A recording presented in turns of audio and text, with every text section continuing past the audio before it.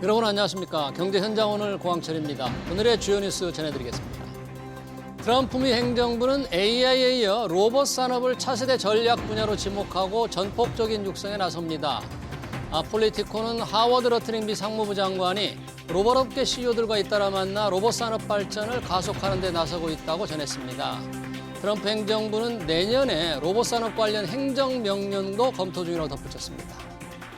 민주당이 60세인 정년을 2028년 또는 2029년부터 61세로 한 살 올린 다음 2039년 또는 2041년까지 65세로 늘리는 세 가지 안을 노사 양측에 제시했습니다.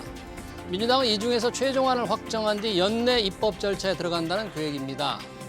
민주당은 정년을 단계적으로 연장하되 경영계가 주장해온 퇴직 후 재고용을 1년에서 2년 허용하기로 했습니다.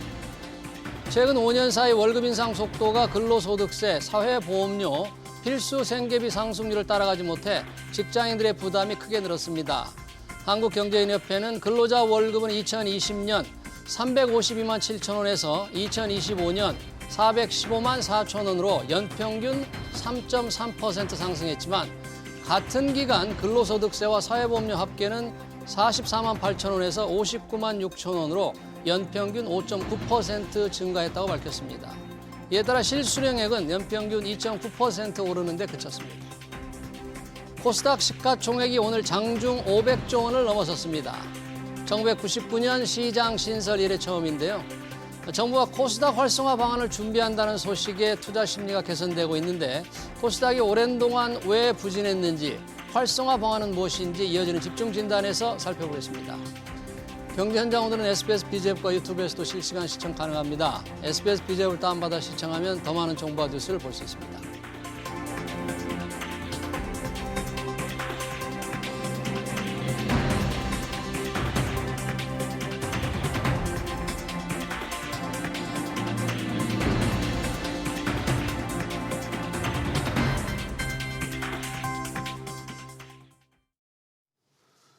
최근 코스닥 시장에 모처럼 온기가 스며들고 있죠.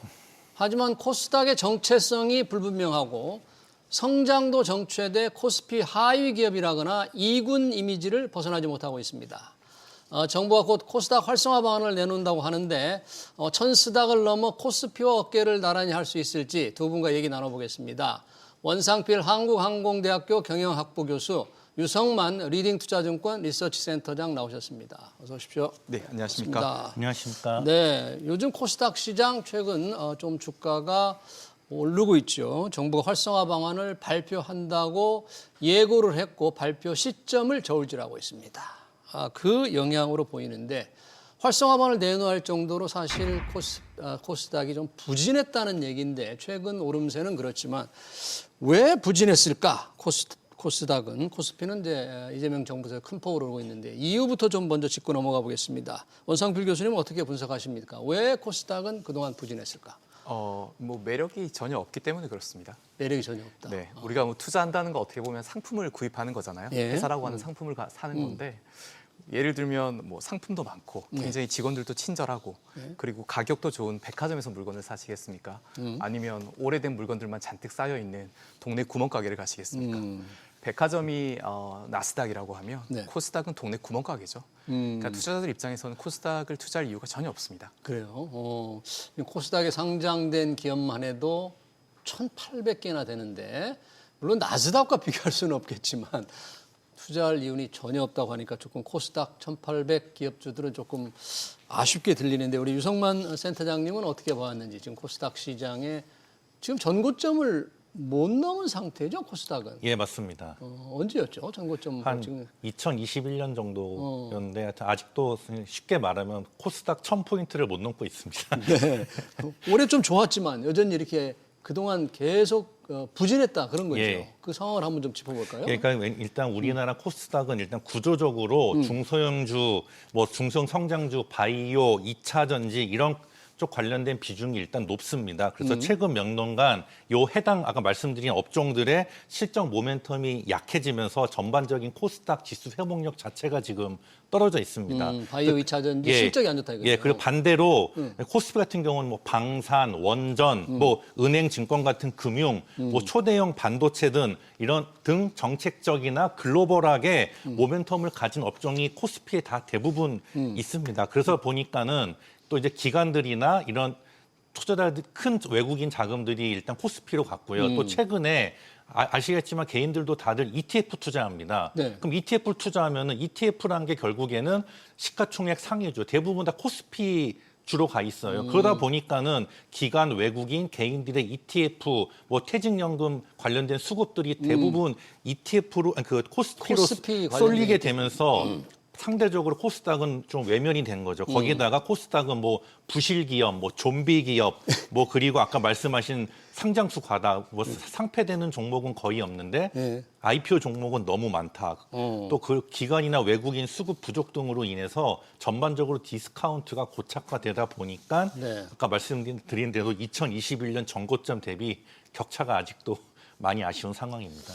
야, 두 분의 말씀을 듣고 보니까 정부가 코스닥 시장 활성화를 내놓는다고 하는데 물론 어떤 내용을 내놓을지에 다르겠지만 좀 기대하기가 쉽지 않아 보이는데 그러면 우리가 코스닥이 출범한 게 1999년이더라고요. 네. 나스닥을 이제 벤치마킹 했다는데 나스닥이 물론 백화점이고 코스닥이 동네 구멍가게라고 구분해 주셨습니다만 네. 거기에 들어가 있는 물건 한번 좀 비교해 볼까요? 나스닥과 코스닥. 이렇다면 앵커님, 네. 지금 저희 코스닥을 대표하는 기업이 뭐가 있습니까? 혹시 코스닥? 생각나는 기업이 있습니까? 이제 뭐 코스피로 도망간다는 이전한다는 알테오젠이 우선 생각이 납니다. 맞습니다. 정말 저희가 이제 그런 뉴스를 봐야지 알 수 있는 그런 기업들 한둘이잖아요. 예. 근데 반대로 저희가 나스닥 같은 경우에는 뭐 애플, 마이크로소프트, 엔비디아, 아마존, 구글 이런 것들 전부 다 나스닥에 상장돼 있습니다. M7이 다 나스닥에 있다. 맞습니다. 오. 그러니까 진정한 성장성을 가진 그런 네. 모멘텀 있는 주식들은 다 나스닥에 있고 음. 코스닥 같은 경우에는 우리가 사실 어떤 기업이 대표 기업인지조차도 기억조차 못하는 예. 네, 이런 2군, 3군의 기업들만 잔뜩 모여 있다 보니까 어. 사실은 매력이 없죠. 그러다 네. 보니까 기관 투자가들도 없고 외국인들도 없고 개인들만 남아가지고 말 그대로 서로 그냥 치고받고 하는 투기판이 돼버린 거죠. 예. 반대로 나스닥은 기관 투자가들의 비중이 70%가 훌쩍 넘거든요. 70%나. 맞습니다. 그러니까 시장의 성격이 전혀 다릅니다. 그러네요. 일단 한국의 경우에는 개인 투자자들이 워낙 활발하니까 전반적으로 개인 투자 비중이 높긴 합니다만 우리 코스닥과 코스피를 비교해 볼 때 지금 코스닥의 기관 투자가들의 전체 비중이 얼마나 아주 낮습니까, 우리는?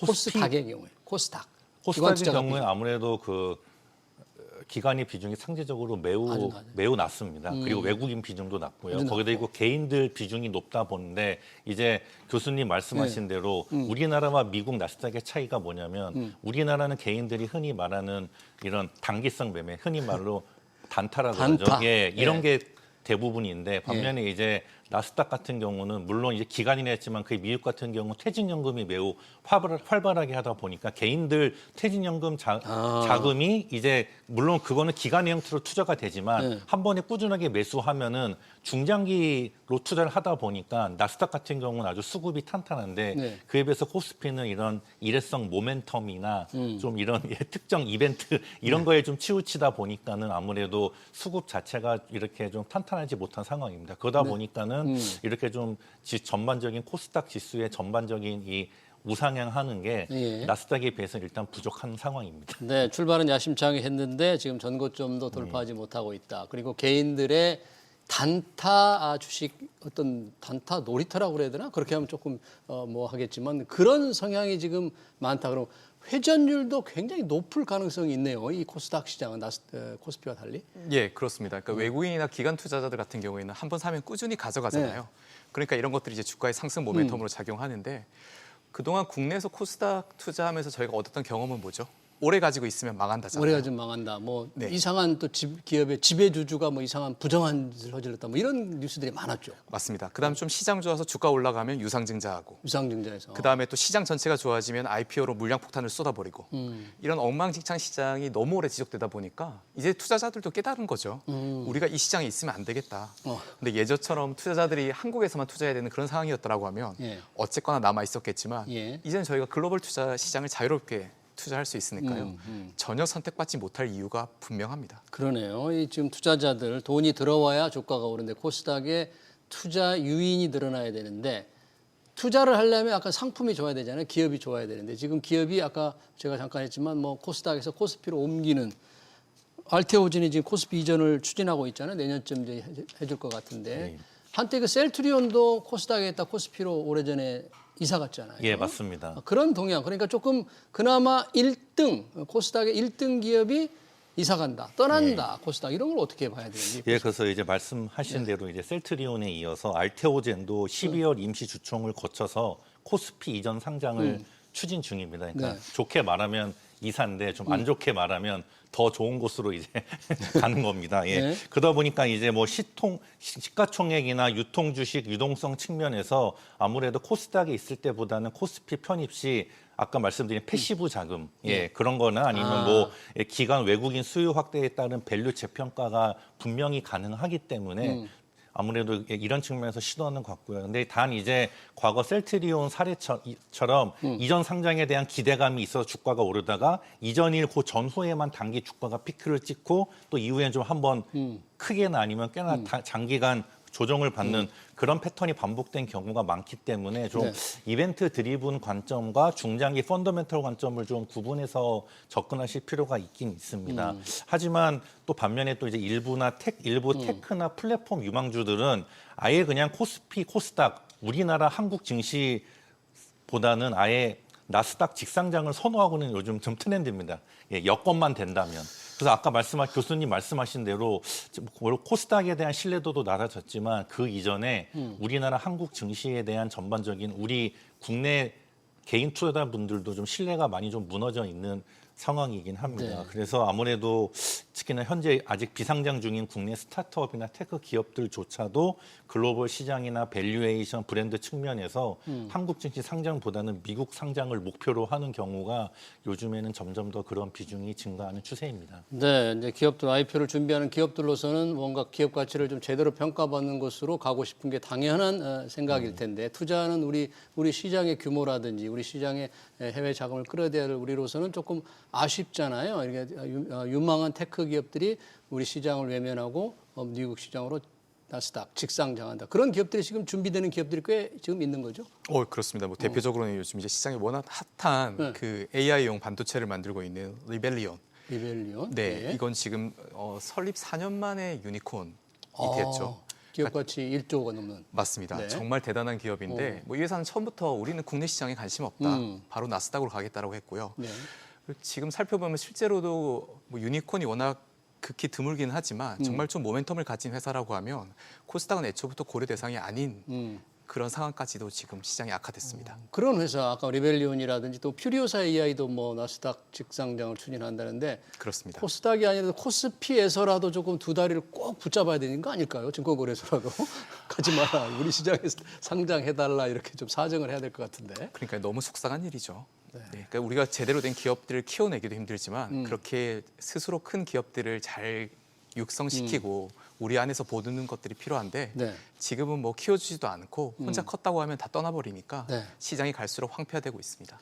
네, 지금 코스닥 시장에 대해서 우리가 여건을 지금 저희가 약간 비판적으로 지적하고 있는데 이런 시청자 이런 댓글은 한 개 남겨뒀습니다. 이것도 한번 좀 저희가 생각해 보도록 문제네요.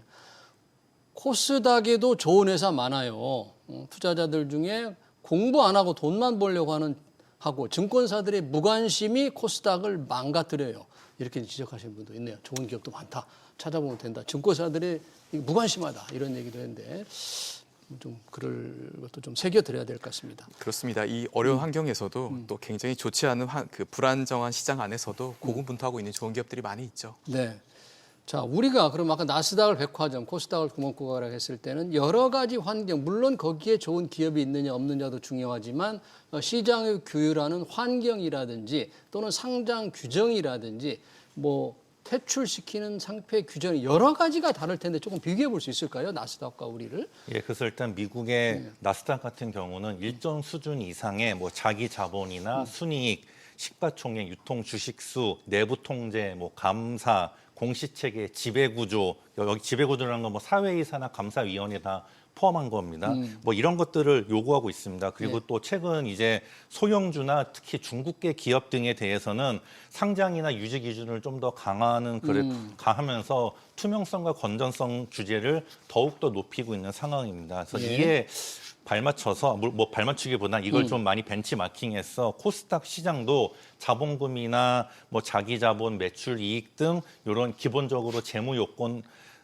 을 좀 더 강화하고 그리고 기술 특례 이전 상장 요건도 좀 더 이렇게 베리어를 높이고 있고요. 그리고 기존 상장된 주식 중에서 관리 종목이나 상장 폐지 규정을 좀 이미 두고 있습니다. 그리고 특히나 부실 기업, 좀비 기업, 특히 뭐 거래 정지되거나 상장 폐지가 확정돼서 이제 정리 매매가 되면 개인 투자자분들 많이 고생하시고 또 뭐 거래소 앞에서나 해당 회사 앞에서 시위도 하시잖아요. 예. 하여튼 이런 걸 의식해서 좀 상장 유지나 퇴출 기준을 좀 단계적으로 좀 더 강화하고 있는 방향으로 제도 개편이 지금 코스닥도 진행 중입니다. 우리도 예. 상장 유지할 수 있는 조건을 좀 까다롭게 해서 예. 조금 부실 기업을 빨리 퇴출시켜야 된다. 뭐 예. 그런 얘기네요. 예, 맞습니다. 그동안에 그런 요구가 좀 많았는데 현실적으로 그게 제대로 이루어지지가 않았다고 봐야 되겠죠. 퇴출 같은 게 좀 잘 이루어지지 않다. 그래서 아까 뭐 좀비 기업들이 좀 아직 남아있다 그런 건가요? 그렇습니다. 한번 들어오면 네, 회사는 망해도 상장은 돼 있는데 참 희한한 일들이 벌어지는 거죠. 또 지배주주들 문제 때문에 이 부실 지배주주의 부실 문제로 갑자기 이렇게 상패 근처에 간다든지 이런 것들도 많으니까 투자자들이 굉장히 실망할 텐데 네. 그런 사례들도 굉장히 많지 않았습니까, 우리? 그렇습니다. 뭐 대주주의 어떤 윤리적 의식 결여나 또는 횡령, 배임에 따른 예. 지저분한 일들이 코스닥 시장에 그동안 너무 많았고요. 그래서 사실상 어떤 머니게임의 장이었지 않습니까? 네. 이런 부분들을 국내 정부와 또 금융당국들이 정신을 차리고 좀 감독을 했었어야 되는데 관리를 했었어야 되는데 네. 매번 한다고 하고 또 흐지부지되고 음. 또 하지 않고 그러다 보니까 이제는 이게 투자자들도 더 이상 믿지 않는 거죠. 근데 우리가 투자라고 하는 건 또 금융이라고 하는 건 가장 중요한 게 신뢰인데 예. 신뢰가 완전히 상실돼 버리다 보니까 말 그대로 참 초라한 시장이 돼 버렸습니다. 앞으로는 이런 기준이 조금 까다로워 이제 코스닥 시장 활성화 방안을 정부가 내놓는다고 지금 예고는 했는데 과연 어떤 내용이 담길까? 아까 유성만 센터장님 잠깐 말씀해 주셨는데 뭐 상장 유지 기준을 좀 철저히 한다거나 뭐 여러 가지 그런 어떤 내용들이 담기는 거예요? 지금? 그래서 일단 말씀드리면 아직 금융당국은 아직 구체적인 안은 없다고 선을 그었지만 네. 예, 그래도 일단 시장에서는 코스닥 종합 대책에 대해서 좀 약간 좀 더 기존보다 강화된 것과 좋아지는 것 두 가지가 있습니다. 일단 좀 기존보다 강화되는 건 규정이 아까 말씀드린 강화되는 대로 거죠. 부실 좀비 기업 조기 퇴출을 위한 상장 폐지 관리 종목 요건을 강화하는 거고요. 네. 그에 따라서 기존 상장 종목에 대한 이제 공시, 뭐 회계, 내부 통제 개선, 횡포성 대주주나 경영진 제재 강화 등이 포함될 것으로 예상이 되는 상황입니다. 시장을 조금 건전하고 예. 투명하게 만들고 예.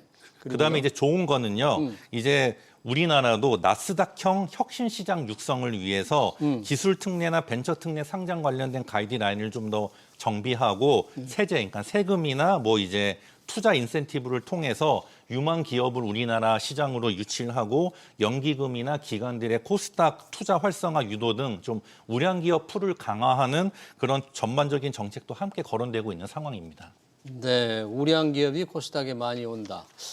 그런 우량 기업들이 많아서 그런 기업들이 IPO를 해서 많이 코스닥으로 와야 되는 건 아주 바람직한데 연기금 투자를 조금 더 유도한다 그러니까 기관 투자가 자금이 그쪽으로 많이 갈 수 있도록 유도한다는 건데 괜찮습니까? 국민연금이 뭐 어떤 특히 국민연금 같은 경우는 코스닥 투자 규정 같은 게 다 있겠죠? 어떻게 돼 있나요? 그렇습니다. 그러니까 뭐 사실 국민연금은 저희가 마지막까지 지켜야 될 보류고요. 예. 하지만 시장을 살리기 위해서 인위적으로 국민연금을 동원하겠다.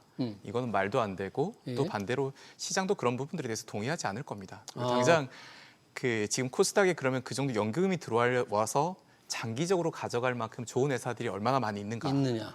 네. 근데 사실 여기에 대해서 좀 누구도 답을 하기가 불편하죠.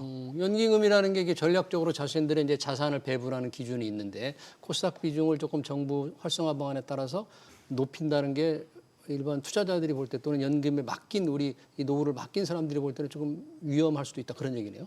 그렇죠. 사실 코스닥보다 투자하고 싶은 매력적인 시장들이 훨씬 더 많은데 코스닥 시장을 부흥시키기 위해서 예. 국민의 마지막 노후의 버팀목을 사용하겠다. 이거는 윤리 도덕적으로 그리고 수익성 측면에서도 전혀 타당하지 못하기 때문에 네. 불가능합니다. 코스닥 활성화 방안 중에서 뭔가 이 투자 유인, 아무튼 돈이 많이 들어와야 되는데 많이 들어갈 수 있게 하는 방안들은 또 어떤 게 있을까요? 연금 기관 투자가들 좀 더 할 수 있도록 유도하는 방안도 잠깐 언급을 해주셨는데 또 예. 어떤 추가적인 방안이 있을까요? 그러니까는 일단 보면은 좀 있으면 이제 한 150조 원 규모의 이제 국민 성장 펀드가 곧 국민 성장 펀드가 펀드. 네. 출범을 합니다. 그래서 이제 이런 그 벤처 기업 등에도 투자가 이루어질 것으로 돼서 이제 코스닥 활성화에도 기폭제가 될 것 같은데요. 그러니까 이제 국민 성장 펀드라는 게 한 150조 원 규모로 해서 뭐 이제 벤처나 스타트업, 신성장 산업 등의 장기 자금을 공급하는 것을 지금 목표로 하고 있습니다. 그래서 이제 뭐 모태펀드, 정책금융, 뭐 민간 자금 결집하는 구조로 설계되고 있고요. 이러한 자금이 이제 프리 IPO 성장 단계 기업에 투입이 되면은 향후 이제 코스닥 상장 파이프라인이 확대되고 그에 따라 기술 성장 스토리 강화, 코스닥 상장서로의 후속 투자와 지분 매각 경로 마련 등을 통해서 네. 중장기적으로 이제 코스닥 활성화의 중요한 촉매제가 될 수 있을 겁니다. 그렇게 되면 아무래도 그에 따라서 기관들도 이러한 정책에 따라서 이제 코스닥 시장을 좀 바라보는 눈이 달라지고 기관이 달라지면 당연 외국인들이나 개인들도 이제 코스닥 투자를 좀 더 확대할 수 있을 것으로 보입니다. 네. 국민 성장 펀드 150조인데 그 중에 일부가 이제 IPO 전 단계 기업에 들어갈 수도 있고 벤처 스타트업도 코스닥 기업에 투자될 수 있다니까 투자 매수의 여력은 좀 늘어날 텐데 예. 얼마 전에 왜 증권사들 뭐 IMA인가요? 뭐 종합 투자 계좌도 허용이 됐잖아요. 큰 증권사들. 예. 그런데 자금도 조금 코스닥에 좀 들어올 가능성이 좀 있지 않을까요? 그러니까 뭐 시장 배분을 하다 보면 당연히 일부는 코스닥 시장에 좀 유입을 기대해 볼 수 있겠지만 저희가 거듭 말씀드리는 것처럼 예. 결국 코스닥 시장의 좋은 기업들 그리고 그 좋은 기업들이 낮은 가격에 거래될 때 저희가 투자를 하는 거 아닙니까? 그렇죠. 근데 좋은 기업들이 거기에 얼마나 남아 있는가? 그다음에 이런 기업들에 장기적으로 투자할 만큼 시장이 건전하고 정책적으로 또 제도적으로 잘 완비되어 있는가를 고민해 보면 그렇지 않다가 지금까지 논의이기 때문에 예. 참 고민스럽습니다. 그럼 어떤 제도적 환경을 좀 빨리 갖춰야 된다. 정부가 이제 코스닥 시장 활성화 방안을 연구를 하고 있을 텐데 네. 유동성 측면에서 돈이 갈 수 있도록 한다든지 여러 가지 제도적 장치를 아까 잠깐 언급을 해주셨지만 어떤 게 조금 필요할까요? 볼 때. 정부가 바뀔 때마다 이 종합 대책은 사실 매번 발표하기 때문에 그래요? 이제 전 정권에서도 발표했었고. 예, 네. 맞습니다. 뭐 전혀 새롭지 않고 늘상 나오는 얘기들이고요. 예. 우리가 사실 몰라서 못하는 게 아니고 알고 있지만 못할 뿐이죠. 안 할 뿐이죠. 그래서 가장 중요한 게 이제 신속한 진입과 신속한 퇴출. 아, 신속하게 그러니까 상장도 신속하게 이루어질게 너무 우리 길다 이겁니까? 상장 심사나 이런 게? 맞습니다. 그러니까 좋은 기업들을 빨리빨리 올려주고 네. 단 올렸는데 올리고 나서 봤더니 이 기업이 문제가 있다라고 하면 또 빨리 끄집어내야죠. 빨리. 예. 네. 신속한 상장과 퇴출. 네. 그다음에 고객 서비스인데 네. 나스닥 같은 경우에는 재무나 또는 기업 공개 정보에 있어서 매우 빠르고 투명하고 그 절차가 아주 단순화되어 있습니다. 예. 근데 우리는 아직도 여전히 내부자 거래들이 많지 않습니까? 그다음에 나스닥 같은 경우에는 어떤 그런 부분에 있어서 문제가 있다라고 하면 그건 감당할 수 없을 정도로 가감하게 처벌합니다. 아, 감당할 수 없을 정도로 네. 무겁게. 맞습니다. 네. 근데 한국은 늘 그런 일이 있어도 그냥 유야무야 넘어가다 보니까 사실은 회초리가 없고 그러다 보니까 날뛰고 있는 그런 시장입니다. 그러네요. 여러 가지 신속한 상장 그리고 신속한 퇴출이 필요하다. 그리고 까다로운 뭔가 기업 공개 규정이라든지 이런 규정을 좀 정비해서 투명성을 좀 더 높이는 게 필요하다고 그리고 엄벌하는 것도 필요한데 혹시 코스닥에 이제 기업이 1,800개나 돼 있으니까 예. 큰 기업도 있을 수 있고 혁신 성장 기업도 있고 이른바 동전 기업도 예. 있고 좀비 기업도 있는데 이 코스닥을 조금 혁신 기업과 그렇게 나누는 방법은 그런 제한 같은 건 없나요? 시장을? 좀 이제 그거에 대해서는 좀 다양한 의견들이 존재합니다. 예, 그 그래요? 말씀하신 대로 이제 그 앵커님 말씀대로 그런 분들로 나누는 분도 있고 어떤 분들은 너무 극단적으로 아예 그냥 코스닥 중에 한 300개, 500개만 추려서 코스피랑 하나로 합치라는 분들도 있고요. 예, 그런 분들도 있고. 나머지는 어떡하라고요? 정말 우량한 그런 분들도 있고 아니면은 좀 이렇게 뭐랄까 이제 아까 말씀하신 대로 미국의 그 나스닥과 우리나라 코스닥은 말 그대로 좀 성질이 다릅니다. 나스닥은 뭐 애플부터 해서 뭐 이렇게 좀 좋은 기업들 다 있는데 코스닥 같은 경우는 말 그대로 좀 말이 코스닥이지 코스피에 아직 가지 못한 약간 이군의 개념으로 있다 보니까 좀 그렇게 해서 코스닥을 미국의 나스닥처럼 그런 좀 코스피에 있는 우량한 것도 좀 이런 기술주 위주나 성장주 위주로 해서 좀 이렇게 코스닥으로 옮겨서 1군, 2군이 아니라 그런 좀 그 산업이나 종목의 성질별로 좀 다시 한번 재배치하자 이러한 다양한 의견들이 존재하는데 그게 과연 될지는 잘 모르겠습니다. 그러니까 뭐 코스닥 시장 활성화 방안 해가지고 매 비슷한 얘기 내놓지 말고 코스피 유가증권 시장이 있고 코스닥이 있고 또 상장되지 않은 전 단계 코넥스도 있잖아요. 이 세 개 시장을 좀 종합적으로 검토해서 뭔가 제대로 된 대책이 좀 나왔으면 하는 두 분 말씀 듣고 보니까 그런 생각도 좀 드네요. 맞습니다. 그러니까 사실 뭐 지금까지 항상 뗐다 붙였다 또 이름 바꿨다 기업들 다시 왼쪽으로 바꿨다가 오른쪽으로 옮겼다가 그런 것들 계속 반복했죠. 그래서 뭔가 하는 척만 하고 참 그래요? 답답합니다. 답답합니까? 네. 이번에는 좀 그런 투자자들 그리고 전문가들의 답답함을 풀어줄 수 있는 대책이 나오길 기대하면서 현재 코스닥에 포진하고 있는 주요 기업들 활성화 방안으로 과연 주가가 오를까? 최근 오르고 있습니다만 결국은 여기에 있는 주요 기업들의 수익이 좀 뒷받침이 돼야 될 텐데 내년 코스닥 주요 기업들의 수익 전망은 어때요?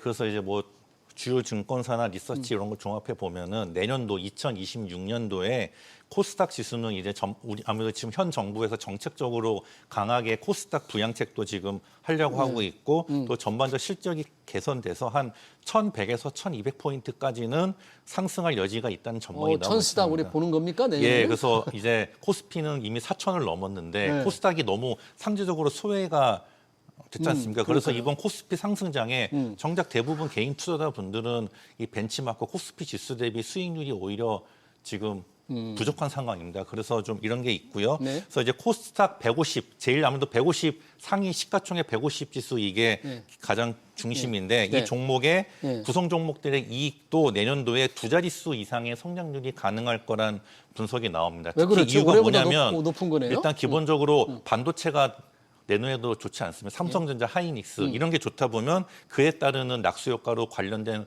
IT 소부장 업체들이 일단 실적이 개선됩니다. 그리고 두 번째는 2차 전지 소재 장비 업체들도 실적이 턴어라운드가 될 것 같고요. 그리고 특히 바이오 업체들의 기술 수출, 그러니까 에로죠. 그리고 뭐 임상 관련된 결과가 진전되고 그리고 콘텐츠 엔터, 그러니까 흔히 말한 한류 관련된 기업들도 물론 이제 미국 비롯한 글로벌하게 지금 뭐 한류가 난리지만 특히 이제 중국이 다시 열릴 가능성이 많기 때문에 한한령 해제 그런 측면에서 좀 전반적으로 코스닥 150 지수들의 종목들의 이익 성장이 올해 25년 대비 내년 26년에는 분명 좋아질 것으로 보입니다. 네, 이익 전망이 그렇게 두 자릿수로 예상이 된다면 시장의 이제 상승 기대를 좀 해볼 수가 있을 텐데 원상필 교수님은 어떻게 보세요? 그러면 그런 시장 상황에서 혹시 외국인들이 조금 코스피에 많이 빠져나가고 있는데 코스닥에 조금 특별한 관심을 요즘 가지고 있는 것으로 이렇게 좀 보입니까? 어떻게 관찰이 됩니까? 외국인들? 그러니까 이제 저희 센터장님께서 말씀하신 것처럼 반도체 그리고 소재 부품 장비 쪽 그리고 바이오 쪽 그다음에 이제 뭐 K 컨텐츠 정도가 살아 있는 건데 일단 이제 소부장 같은 경우에는 이제 이게 소부장이 보면 저희 대기업들에 다 종속된 하청업체들 정도의 성격이지 않습니까? 그러니까 외국인들이나 기관들이 이런 회사들을 장기적인 투자 대상으로 보려고 하면 그냥 국내 대기업에 납품하는 정도의 수준이 아니고 이제는 글로벌리 봤을 때 매출이 발생시킬 수 있는 또 기술력을 입증시킬 수 있는 그런 것들이 확인이 돼야 되는데 지금 코스닥에 상장돼 있는 그 소부장들 같은 경우에는 정말 그냥 대기업들에 종속돼 가지고 마치 하청업체처럼 움직이다 보니까 이익이 좋아지는 그 사이클에서는 잠깐 들어갔다가 또 분기별로 이익이 꺾이게 되면 바로 빠져나오게 되는 그래서 어떤 투자라기보다는 잠깐의 그냥 이익 모멘텀으로 플레이하는 정도의 느낌밖에 되지 않죠. 그래서 기관 투자가들의 비중이 이렇게 처참할 정도로 낮은 것 같습니다. 이런 부분들이 결국 이제 국내 기업들도 경쟁력을 높여야겠고요. 시장도 투명해져야 되고 지금 장기적으로 여러 가지 것들을 많이 고민해 보게 됩니다. 마지막으로 유승만 센터장님, 아까 이제 주요 코스닥의 업종들 이익 전망치를 쭉 해주셨는데, 그리고 코스닥 지수도 1,100에서 1,200까지 갈 수도 있다 이렇게 전망을 해주셨잖아요. 천스닥도 가능하다. 그런 상황에서 조금 뭐라 그럴까요? 좀 관심을 가질 만한 좀 업종이라든지 이런 걸 좀 권해줄 수 있습니까? 그래서 일단 몇 가지 추려보면 역시나 현재 가장 큰 화두는 AI지 않습니까? 그래서 AI 관련돼서 아무래도 반도체 소부장이나 AI 인프라 이게 있고요. 그다음 두 번째는 2차 전지 소재나 재활용 그와 관련된 장비 이런 게 있습니다. 그리고 세 번째는 역시나 바이오 플랫폼 기술이 됐건 CDMO나 뭐 진단 의료기기 이런 쪽이 있을 수 있고 네 번째는 아까 말씀드린 콘텐츠 엔처 역시 K-팝이건 뭐 드라마건에서 한류 네. 관련돼서 관련된 것들 특히 또 중국이 열릴 가능성이 높으니까요. 네. 그 다섯 번째는 이제 뭐 친환경 신재생 전력 IT AI가 가속화될수록 결국 에너지가 필요한데 가장 핵심이 전기입니다. 오늘도 얼마 전에 일론 머스크가 미래의 화폐는 에너지가 될 거라고 했지 않습니까? 네. 그리고 마지막으로 로봇. 특히나 이제 어저께도 이제 트럼프 비롯해서 미국 정부 자체가 앞으로는 이제 AI에 이어서 로봇 자체를 집중 육성하겠다. 그래서 어제 미국 시장에서 테슬라도 4% 이상 상승했지 않습니까? 그래서 네. 이렇게 말씀드린 범 AI 관련돼서 반도체나 로봇 그리고 전기 그리고 2차 전지 바이오 그리고 한류 관련된 K-팝 콘텐츠나 뭐 미디어 이렇게 좀 줄어볼 수 있을 것으로 보입니다. 네, 알겠습니다. 정부가 구상 중인 코스닥 시장 활성화 방안 그리고 내년 투자 전략까지 관련 토론을 여기서 마치겠습니다. 지금까지 원상필 한국항공대 경영학부 교수 유성만 리딩 투자증권 리서치센터장이었습니다. 고맙습니다. 네, 감사합니다. 고맙습니다.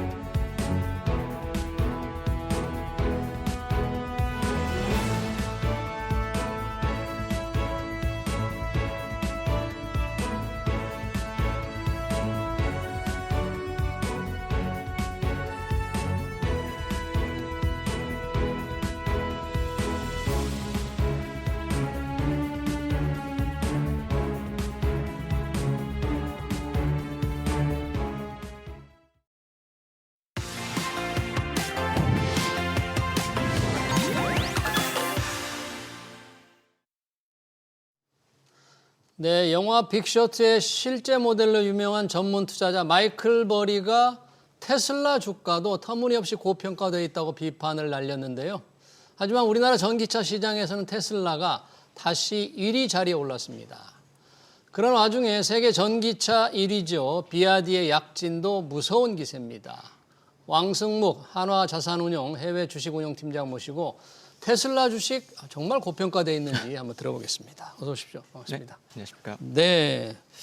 우리 테슬라 주식 하면 뭐 전기차 회사니까 전기차 판매 동향부터 좀 짚고 넘어가야 되겠는데 10월까지 전기차 판매량이 25% 이상 늘었다? 25% 증가하면 굉장히 높게 지금 느껴지는데 전기차 판매가 일시적으로 좀 멈칫하는 뭐 캐즘 현상이다 이런 얘기가 많았는데요. 좀 이걸 극복하고 지금 판매가 확실하게 늘어나는 겁니까? 늘어나고 있습니다. 늘어나고 있는데 그 성격이 좀 바뀌었습니다. 성격이? 네. 이전에 전기차 하면은 환경 규제에 대응하는 어떤 소비 예. 또는 기술 격차, 전기차 기술 격차 이런 것을 미리 경험해 보고 싶은 소비자들이 전기차를 구매했다면 지금은 실속파, 저가형 모델이 주를 이루고 있습니다. 예. 이러한 흐름이 유럽 시장에서 특히 두드러졌는데요. 그렇기 때문에 BYD와 같은 중국 업체들의 약진이 두드러졌고 예. 르노5 같은 좀 저가형 모델이 급격하게 많이 팔린 것으로 알려져 있습니다. 예. 대신 좀 고가 모델인 여전히 좀 고가로 치부되는 테슬라 같은 케이스가 점유율이 하락하는 그런 현상이 나온 겁니다. 네. 전체적으로는 판매가 늘고 있는데 네. 또 시장의 구성이 바뀌었다. 네, 맞습니다. 그러면 이제 전기차가 지금 이제 여기 뭐 호황이라고 그래야 되나? 뭐 어떻게 규정을 해요? 지금 호황은 아니고요. 호황은 캐즘에선 벗어났는데 캐즘 벗어났고. 다행히 그 이전에 없었던 방금 말씀드린 실속파 전기차 시장이 부상하면서 좀 시장을 이끌어가고 있는 그런 상황이 지속되고 있습니다. 그래서 지금 테슬라는 전체적인 판매 증가 속에서도 테슬라 판매량은 부진합니까? 유럽 같은 데서? 이것은 상당히 부진합니다. 물론 올 초에 일론 머스크의 정치적 행보 때문에 좀 브랜드 이미지 타격을 입은 것도 분명히 영향을 미치고 있습니다. 그 부분은 뭐 실적 발표에서도 언급을 했고요. 예. 다만 그게 아니더라도 실제로 테슬라의 어떤 가격 정책이 유럽에서 특히 중국 업체들의 가격 공세를 이겨내지 못하고 점유율이 하락하는 모습은 두드러지고 있습니다. 유럽에서 그러니까 BYD, 중국 BYD. 세계 전기차 1위 회사들은 저가를 쏟아내는데 이 테슬라는 그 가격을 그 정도는 못 낮춘다는 못 낮추고 보조금 또한 이 고가 전기차 시장에 대한 보조금은 이미 독일 같은 케이스는 23년도에 폐지를 했어요. 거예요. 고가의 네, 경우는. 맞습니다. 그래서 네. 이 올해 좀 다시 재도입이 됐는데 그 보조금 정책의 수혜를 이제 저기 BYD 같은 중국 전기차 업체들이 수혜를 보고 또 복스바겐, 르노 같은 전기차 업체들 수혜를 봤는데 테슬라는 네. 상대적으로 그 수혜에서 비껴가 있는 상황이 연출된 겁니다. 그리고 유럽에서 특히 부진한 거죠. 네, 유럽에서 특히 더 심한 상황입니다. 중국 시장에서는 뭐 조금 그래도 다시 나아진다는 소식도 들리던데. 어제 판매 대수가 나왔는데 중국 시장에서는 이제 보조금 중국 정부의 지원 정책이 올해 말로 좀 종료되는 게 있기 때문에 그 수요가 미리 선반영돼서 좀 선반영돼서? 반등했다라는 설이 있습니다.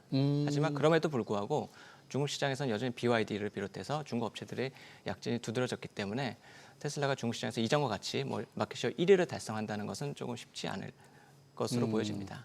자, 우리 시장에 잠깐 먼저 짚고 넘어가고 싶은데요. 우리 시장에서 11월 달에 수입차 1등이 테슬라라면서요. 네, 맞습니다. 어떻게 해서 우리 시장에서는 그럼 이렇게 늘어나는 아, 거죠, 테슬라? 그래서 테슬라가 무엇인가 좀 배운 것 같습니다. 모르겠어요. 이 주니퍼 모델 Y죠. 모델 Y의 모델 신형 Y. 모델이죠. 네. 원래 주력 모델이 모델 Y였고 그것의 신형 모델 이름이 이제 주니퍼인데요. 네. 주니퍼의 가격 정책이 RWD라서 저가형 모델이 5,299만 원으로 알려졌습니다. 그래서 예. 5,300만 원 이하면 국가 보조금 정책을 뭐 반영할 수 있는데 보조금 정책의 수혜를 볼 수 있는데 예. 그게 5,299만 원으로 책정이 되면서 가격 책정을 그렇게 해가지고? 가격 책정을 그렇게 함으로써 이제 국가 보조금 정책의 수혜를 보고 예. 거기 플러스 이건 좀 다른 얘기가 될 수도 있는데요. 예. 11월에 미국에서 생산된 모델 S하고 X에 대해서 예. 국내에 돌아다니고 있는 테슬라는 감독형 FSD 버전을 도입을 시작을 했습니다. 그게 뭐죠? 그러니까 이제 완전한 FSD는 아니고 테슬라가 완전한 직접- 자율주행은 네, 아니고? 그건 아니고 직접 이게 운전자가 제대로 하는지 예. 감독을 하는 거죠. 어. 풀 FSD는 아닙니다. 운전자가 운전대 뒤에 앉아가지고 네, 예. 지속적으로 완벽하게 무인 자동차는 아니고 계속 손을 놓고 운전을 해야 되는데 테슬라가 인위적으로 좀 이렇게 절반 정도는 알아서 이렇게 움직여주는 약간 그런 그런 베타 버전입니다. 실제로 제가 테슬라 본사에 방문한 적이 있습니다. 본사에 방문한 적이 있고 거기서 이 베타 버전에 대해서 한번 시연을 해준 적이 있습니다. 예. 그래서 여전히 완벽하진 않고요. 운전자가 앉아 있어야 됩니다. 앉아 예. 있어야 되고 결정적인 순간에는 직접 해야 돼요. 수기를 조작을 해줘야 되지만 그게 아닌 케이스는 좀 한적한 도로 같은 데서는 알아서 움직이는 뭐 그렇게 그런 베타 버전입니다. 근데 그거를 도입을 하면서 지금 국내에 들어오는 모델 Y는 중국 상해 공장에서 만든 기종으로 알려져 있거든요. 예. 그 기종에는 아직 FSD가 도입이 안 되는데 이 기종에도 앞으로 도입이 될 것이라는 기대감이 있으면서 우리 좀 기술 쪽에 좀 많은 관심이 많으신 20, 30대 분들께서 테슬라 모델 Y 주니퍼를 좀 많이 구매하시 것이 아닌가 하는 판단도 해볼 수 있겠습니다. 감독형 자율주행차를 FSD, 우리 네. 젊은 세대들이 조금 먼저 산 게 아닌가. 네, 얼리 어답터들이 어답터들이. 아직은 도입은 안 됐습니다. 모델 Y에는. 하지만 앞으로 도입이 될 가능성이 있다라고 점쳐지기 때문에 예. 선 구매한 게 아닌가 이런 생각. 그래서 우리 수입차 시장에서 테슬라가 1등을 했군요. 네, 그럴 가능성이 높습니다. 자, 이 테슬라 하면 우리 뭐 투자자들 서학개미가 가지고 있는 가장 주식 보유 순매수가 가장 많은 주가잖아요. 그러니까 주가가 굉장히 관심인데 이 전기차 판매가 늘거나 줄거나 보다도 다른 요인들에서 많이 변화가 되는 것 같은데 지금 테슬라 주가 올해 벌써 이제 1년이 다 마무리돼 가는데 전반적으로 그렇게 많이 오르진 못했죠. 그러니까 올 초에 관세 이슈, 그다음 정치적 이슈 이런 것들 때문에 테슬라 주가 하락폭이 좀 두드러졌긴 했습니다. 예. 근데 그때 6월 이후에 일론 머스크가 경영에 다시 복귀하면서 집중하면서 주가 반등 추세가 이루어지고 있고 네. 지금 작년에 최고가를 찍었을 거예요. 488불이었고 488달러. 네. 네. 그리고 지금 어제 종가 기준으로 하면 448불입니다. 그래서 오. 다시 다가서고 있어요. 그러네요. 다가서고 있고 반등세가 최근에 다시 10월부터 두드러지고 있습니다. 그 배경에는 뭐 전기차 시장에서 조금 수요가 회복되는 것도 분명히 존재는 합니다만은 기본적으로 테슬라는 이제 전기차 기업이라기보다는 주식시장에서는 네. 휴머노이드, 어. 자율주행, 로봇 로보택시 자율주행. 뭐 이런 기업으로 소프트웨어 기업으로 소프트웨어, 피지컬 네. AI 기업으로 평가를 받고 있기 때문에 네. 그 밸류에이션이 지금 유지가 되면서 주가 상승세가 좀 두드러진 게 아닌가 이런 생각을 하고 있습니다. 그러니까 투자자들은 이제 테슬라를 바라볼 때 전기차만으로 회사가로만 보는 게 아니라 다른 이제 AI 다른 기업으로 보는 밸류로 겁니다. 보는 거죠. AI 네. 기업. 그렇기 때문인지 모르겠는데요. 오늘 트럼프 대통령이 그런 트럼프 대통령, 미 행정부가 로봇 산업을 뭐 적극 육성한다. 네. 뭐 이러니까 지금 테슬라 주가가 갑자기 많이 올랐잖아요. 떴죠. 네.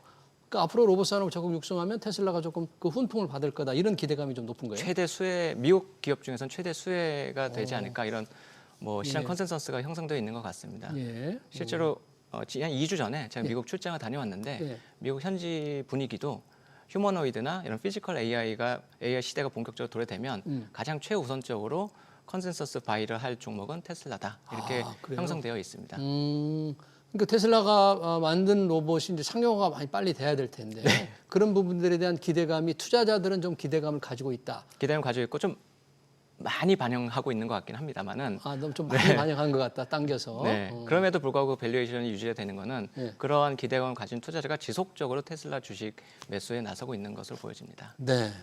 그런데 그런 기대감이 있는데 꼭 한 사람이 있어요. 이 마이클 버리 영화 빅쇼트의 이제 모델인데 지난번에는 뭐 엔비디아에 공매도를 해서 아주 뉴스를 탔는데 이번에는 그랬네요. 마이클 버리가 테슬라 주가도 터무니없이 높다.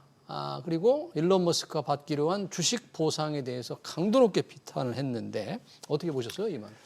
절반은 맞고 절반은 틀립니다. 그래요? 좀 그리고- 맞는 것도 있습니까? 그리고 이분은 공부를 90년대 하고 안 하신 것 같은 느낌이 드는데요. 왜냐하면 맞아요. 그러니까 주식 보상 비율이 보통 고도 성장하는 기업들은 주식으로 보상을 주고 현금이 좀 부족하니까 투자를 계속해야 되기 때문에 네. 뭐 연구 개발 인력이라든가 뭐 임직원들한테 주식으로 보상을 줍니다. 예. 근데 닷컴 버블 때는 이 스톡 옵션 아시죠? 예. 스톡 옵션이 아주 횡행했기 때문에 예. 나중에는 뭐 먹튀하는 CEO들도 생기고 또는 그로 인해서 너무 많은 주식 희석 효과가 생기기 때문에 문제가 됐던 것도 있습니다. 네. 그런데 최근에 주식 보상 비율의 성격이 좀 바뀌었어요. 최근에는 RSU라고 해서 그 Restricted Stock Unit이라고 해서 임직원이 그 RSU라는 주식 보상 패키지를 받으면 특정한 성과를 도달할 때마다에만 주식을 발행합니다. 그러니까 뭐 성과를 못 내면 매출액이 없어요. 성과를 내야만 된다. 네, 마일스톤을 도달하면 보상을 받게 되는 케이스고 네. 일론 머스크조차도 일론 머스크는 물론 스톡 옵션으로 이번에 1조 달러 패키지를 받았지만은 10년 동안 매년 도달해야 되는 시가총액 목표하고 에비타 목표치가 있습니다.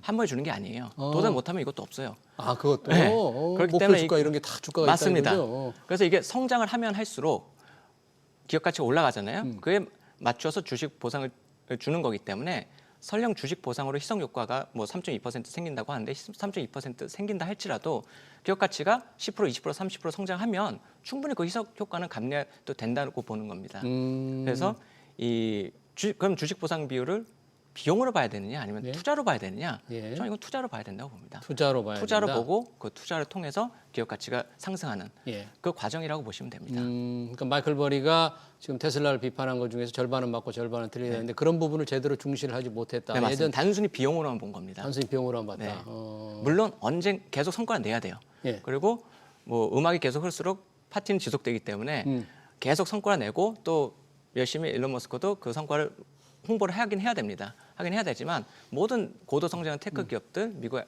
테크 기업들은 다 그렇게 하고 있습니다. 그리고 어느 정도 성장 궤도에 오르면 바이백을 통해서 네. 주식 매수를 통해서 그 주식 희석 효과를 상쇄시키는 정책 경영도 많이 하고 있습니다. 미국 테크 기업들은. 일론 머스크 또는 테슬라도 언젠가는 과도에 많이 발행된 주식을 재매수하면서 그래서? 희석 효과를 상쇄시킬 가능성이 높습니다. 그래요. 네. 그럼 마이클 버리처럼 이 고평가돼 있다, 지나치게 고평가돼 있다고 주장하는 거에 좀 공감하는, 동의하는 좀 전문가들은 좀 많이 없습니까? 없는 편인가요? 있죠. 전통적인 이제 회계 기준, 갭 기준이라고 하죠. 미국 회계 기준을 보면 어차피 그 비용으로 인식하고 그러면 사실 저희 순이익은 낮아지게 됩니다. 그래서 대부분의 기업들이 특히 테크나 고도 성장 기업들이 발표했던 조정 순이익이나 조정 에비타 이런 것들을 발표하죠. 그러니까 주식 보상 비율을 좀 반영하지 않은 그럼 좀 많이 올라와 있게 됩니다. 그러네요. 그렇게 되면. 근데 어차피 그건 투자 비용으로 인식을 하면은 사실은 또 주식 보상 비율을 반영 안 하는 것도 합리적인 어떤 경영 행태라고 보여집니다. 예. 그래서 전통적으로 좀 갭 기준을 좀 중시하시는 분들은 마이클 베리 의견이 맞다. 그리고 또 P 1년 또는 2년짜리 성장률만 보시는 분들도 그게 맞다면 200배가 넘어가니까 비싼 건 맞지 않느냐. 하지만 우리가 투자를 할 때 지금 AI 데이터 센터도 마찬가지지만 1년 보고 투자하지 않지 않습니까? 네. 2, 3년도 아니에요. 그리고 5년, 6년, 10년 이상을 보고 투자하는데 그럼 그 투자에 들어간 비용은 당연히 주식 보상 비용을 줄 수밖에 없고 지금 현재 상황에서 왜냐하면 결국 초고도 인재를 유지해야 되기 때문에 예. 그런 관점에서 봤을 때는 투자 관점에서 봤을 때는 사실 지금 주가가 그렇게 비싸다고 보여지진 않습니다. 그럼 테슬라 주가에 앞으로 지금 여러 가지 고평가 논란이 있지만 앞으로 주가에 영향을 줄 다른 변수들은 좀 뭐를 들 수 있을까요? 무조건 휴머노이드와 자율주행 로보택시 이 두 가지를 제대로 실현시키느냐. 로보택시와 휴머노이드 로봇. 네. 그게 가장 큰 영향이고 일론 머스크가 다시 정치에 나서느냐. 뭐 그럴 것 같진 않아요. 그럴까지는 않겠습니다만 나서면 아마 큰일 날 겁니다. 나서면 주가에는. 본인도 아마 이번에 경험을 봐서 그러지 않을 것 같습니다. 네. 그래서 제가 볼 때 앞으로는 이제 그 휴머노이드와 자율주행 로보택시 이 두 가지 사업을 제대로 안착시킬 수 있느냐. 그게 아마 가장 큰 관건이 되고 아까 앵커님께서 말씀하신 대로 내년에 이제 트럼프 행정부에서 행정명령을 통해서 로봇 산업을 육성시키겠다고 어떻게 할까요? 잠깐 혹시 뭐 생각이 있습니까? 주로 이제 세액 공제, 세제 세액 혜택들을 공제? 많이 주겠죠. 아. 그리고 아마 부품 관련돼서도 중국산 부품들이 있으면 그건 관세로 좀 대응할 가능성이 높습니다. 그래서 이왕이면 미국 올해 많이 봤잖아요. 예, 그렇죠. 미국 내 제조 시설에서 생산되는 것을 좀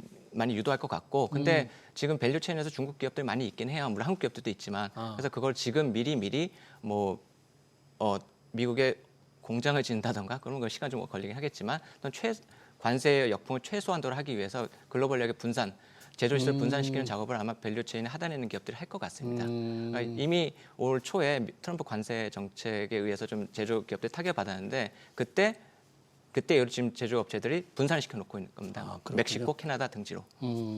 로봇 산업을 이렇게 활성화하기 위한 행정면이 발동이 된다면 테슬라가 훈풍이 예상이 되죠. 예상이 된다. 네. 자, 마지막으로 비아디 얘기를 하나 좀 더 해보고 싶은데 지금 국내 시장으로 이 비아디가 우리 전기차를 판매하기 시작한 게 제가 알기로는 몇 달 안 됐거든요. 올해 초부터 판매된 거. 네, 맞습니다. 그리고 얼마 되지도 않았는데 지난 11월에 수입차 5등이 됐다 그래요? 네, 맞습니다. 이게 경쟁력이 뭡니까? 이거 무조건 싼 겁니까? 뭡니까? 맞습니다.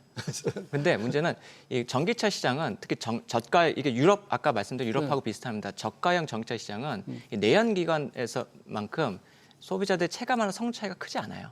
성능 차이가 그냥 그게 그건 것 비슷비슷해요? 같아요. 전기차는? 그렇기 때문에 네, 맞습니다. 실제로 모델 Y도 뭐 모델 S 뭐 플레이도 되게 빠른 차 있잖아요. 그런 것도 좀 다를 수 있는데 뭐 포르쉐 이런 모델도 좀 다를 수 있겠지만은 좀 중저가형 모델에서는 그냥 거기서 거긴 것 같아요. 전기차의 근데 성능이. 가격 메리트가 BYD 뭐 아토 3인가요? 그거는 보조금까지 지급받으면 2천만 원대 후반에도 구매할 수 있다고 알려져 있습니다. 그러면 성능 비슷비슷한데 어차피 실속파면 뭐 중국산이란 그런 뭐 대외적인 이미지는 중요하지 않기 때문에 한번 구매해 보는 거죠.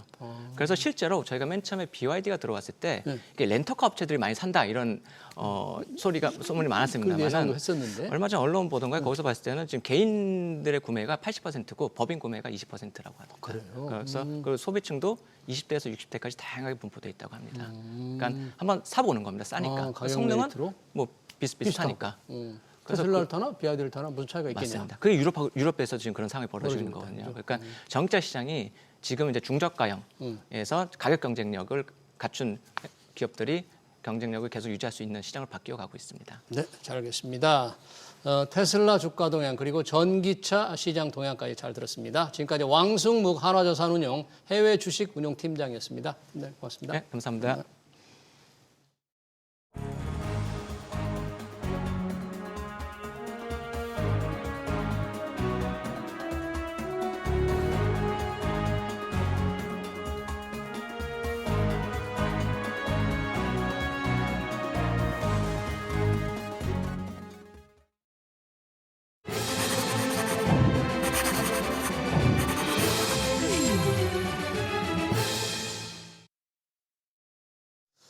네, 한국판 나스닥이라는 별칭이 무색하게 투자자들의 외면을 받아온 코스닥 시장에 모처럼 볕이 들고 있습니다. 코스닥 활성화 방안에 대한 기대감으로 최근 코스닥 지수가 올랐는데요. 그래도 여전히 전고점에 한참 못 미치죠. 그만큼 오랫동안 부진했다는 얘기인데요. 코스닥 활성화 방안으로 코스닥이 반짝할 수는 있겠죠. 하지만 시장의 투명성을 높이고 기업들의 수익성이 뒷받침되지 않는다면 정책 모멘텀은 금방 사라질 겁니다. SBS 비즈 경제 현장 오늘 여기서 마치겠습니다. 시청해주신 여러분 고맙습니다.